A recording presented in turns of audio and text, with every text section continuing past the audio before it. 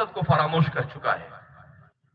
اس لیے اللہ جزائے خیر عطا فرمائے ہمارے اکابرین کو، جنہوں نے یہ مدارس بنا کر انسان کی خصوصیت کا سامان مہیا کیا، اور وہ کیا ہے؟ علم وحی کی تعلیم دینا۔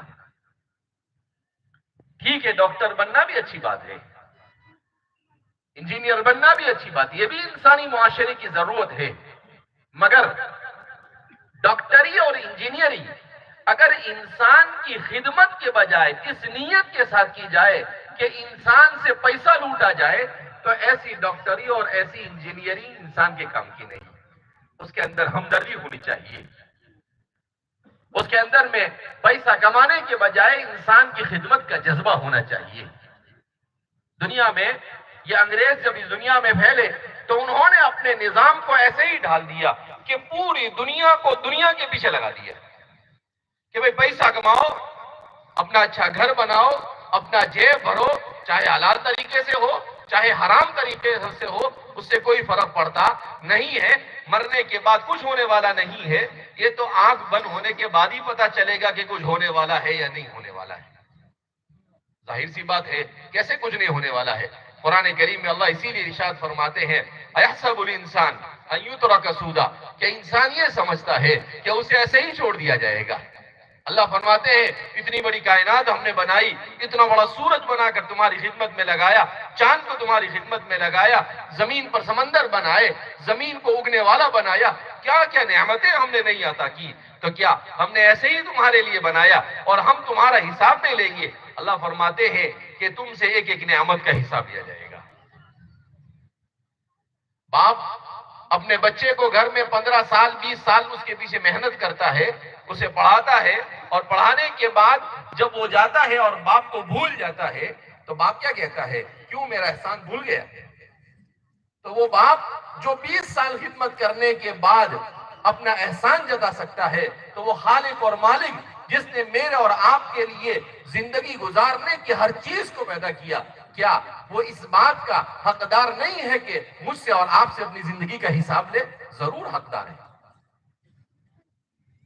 لہذا اس بنا پر آج کی دنیا، آج کی سائنس کیا سمجھتی ہے کہ وہ بہت ایڈوانس، وہ ہوائی جہاز میں بیٹھے، اس نے راکٹ بنائے، وہ چاند پر پہنچ گئے، وہ مریخ پر پہنچنے کی تیاری کر رہے ہیں، اور کہہ رہے ہیں کہ ہم اگلے 10 سال کے اندر میں چاند پر بھی رہنے کا انتظام کریں گے۔ اور اتنے بیوقوف لوگ ہیں، ان کی سائنسدانوں کی بات میں آ کر چاند پر پلاٹ خریدنا بھی شروع کر دیا۔ ارے بھائی، چاند پر رہے گا کیسے؟ وہاں آکسیجن نہیں ہے تو سانس کیسے لے گا؟ تو سانس کا پورا ڈبہ پیچھے لے کے گھومنا پڑے گا۔ وہاں پر انسان چل نہیں سکتا ہے، کیوں؟ اس لیے کہ اس میں وہاں کی زمین میں مقناطیسیت نہیں ہے، تو انسان کو چلنے کے لیے اپنے ہاتھ میں، تو انسان وہاں رہ ہی نہیں سکتا ہے۔ لیکن بولتا بھی دیوانہ اور سنتا اس سے بڑا دیوانہ۔ تو لوگوں نے وہاں پر پلاٹ خریدنا بھی شروع کر دیا اور بولے کہ وہاں ہم گھر بنائیں گے۔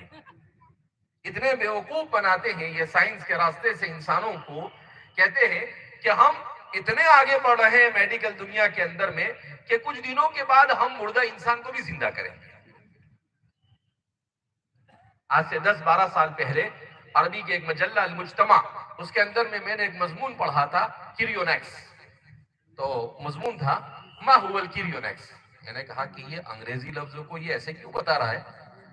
تو میں نے وہ مضمون پڑھا، پھر میں نے اس کا اردو میں ترجمہ کیا کہ کریونیکس کیا ہے۔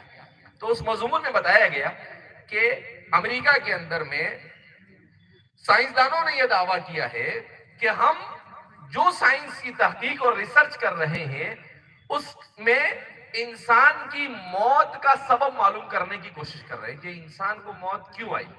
کہا جس دن سبب معلوم ہو جائے گا اس دن ہم اس کی دوا اور اس کا علاج ڈھونڈیں گے تو انسان کو زندہ کریں گے۔ پہلے سبب تو معلوم کر بابا، سبب کا پتہ نہیں۔ اچھا، اس کے بعد انہوں نے اعلان کیا، کہا کہ ایک کام کرو، آپ مر جاتے اور فری میں نہیں، کمپنی کو لاش دینے کے لیے وہ 3 لاکھ اور 5 لاکھ ڈالر 10 سال پہلے لیتے تھے۔ یعنی آج کے حساب سے 3 لاکھ ڈالر کا کتنا مطلب؟ 85 لاکھ روپے۔ تو اس کو 3 سے ضرب دو تو کتنے ہو جائیں گے؟ 2 کروڑ 55 لاکھ روپے۔ تو وہ لیتے ہیں اور کہا کیا کریں گے؟ ہم تمہاری لاش کو اس میں رکھیں گے، برف کے اندر میں رکھیں گے، اور جس دن زندہ کرنے کی باری آئے گی اس